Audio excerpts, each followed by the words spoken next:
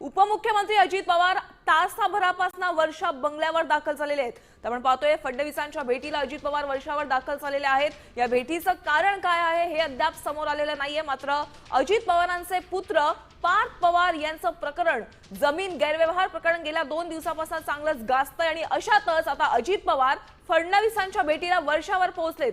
त्यामुळे या भेटीकडे आता सर्वांचं लक्ष लागलेलं आहे। अजित पवारांनी मुख्यमंत्र्यांची चर्चा सुरू आहे। गेल्या तासाभरापासून ही चर्चा सुरू आहे। कोणत्या विषयावर अजित पवार फडणवीसांशी मुख्यमंत्र्यांशी चर्चा करतात याकडे आता सर्वांचं लक्ष लागलेलं आहे।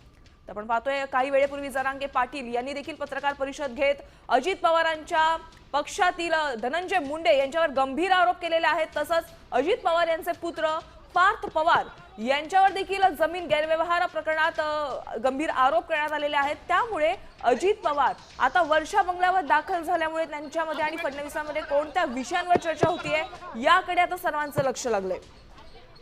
या संदर्भात अधिकचे अपडेट जाणून घेऊयात आमचा प्रतिनिधी रुपाली बडवे यांच्याकडून। रुपाली, अजित पवार आणि मुख्यमंत्र्यांमध्ये गेल्या तासाभरापासून चर्चा सुरू आहे। कोणत्या विषयांवर चर्चा होऊ शकते?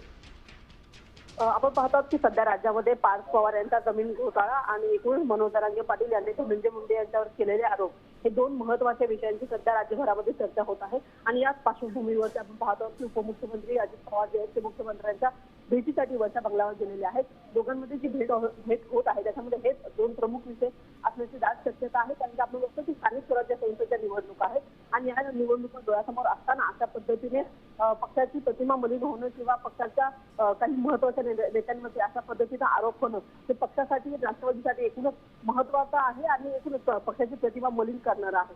आणि त्याच्यामुळे उपमुख्यमंत्री अजित पवार हे आज मुख्यमंत्र्यांसोबत या 2 महत्त्वाच्या विषयावरती चर्चा करू शकतात। नक्कीच धन्यवाद रुपाली या सविस्तर माहितीसाठी। आपण पाहतो त्या पार्थ पवार प्रकरण देखील खूप गाजतंय। अशातच अजित पवार आता गेल्या तासाभरापासून वर्षा बंगल्यावर दाखल झाले आहेत। फडणवीसांशी ते चर्चा करतात। त्यामुळे फडणवीस आणि अजित पवारांच्या या भेटीकडे आता संपूर्ण महाराष्ट्राचं लक्ष लागलेलं आहे। तर ज्या दुय्यम निबंधक कार्यालयामध्ये अजित पवार यांचे चिरंजीव पार्थ पवार यांनी जागेच्या खरेदी खत केलं त्या पुण्यातल्या बाधवन इथल्या दुय्यम निबंधक कार्यालयावर मोठी छापेमारी पोलिसांनी केली आहे। त्या ठिकाणच्या कागदपत्रांची चौकशी सध्या पोलीस करतायत। या दृश्यांच्या माध्यमातून आपण पाहतोय पोलीस सध्या या कागदपत्रांची चौकशी करताना आपल्याला दिसून येत आहेत।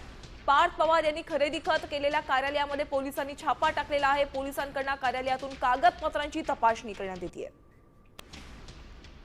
दरम्यान पार्थ पवार जमीन घोटाळा प्रकरणात 9 जणांवर गुन्हा दाखल करण्यात आलाय अशी माहिती पुणे पोलीस आयुक्त अमितेश कुमार यांनी दिली आहे। या घोटाळ्याचा तपास EOW कडे सोपवल्याचं देखील त्यांनी सांगितलेलं आहे।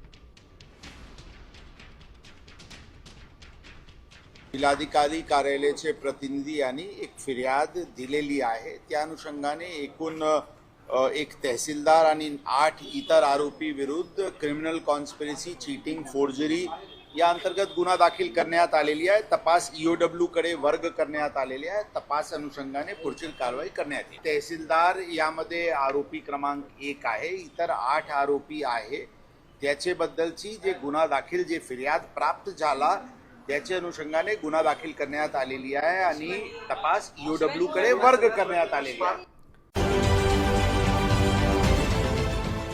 देश विदेशातील प्रत्येक घडामोडींचे लाईव्ह अपडेट मिळवण्यासाठी आता साम टीव्हीच्या सर्व सोशल मीडिया प्लॅटफॉर्मला लाईक, फॉलो आणि सबस्क्राईब करा। तसंच सर्व नोटिफिकेशनसाठी बेल आयकॉन प्रेस करायला विसरू नका।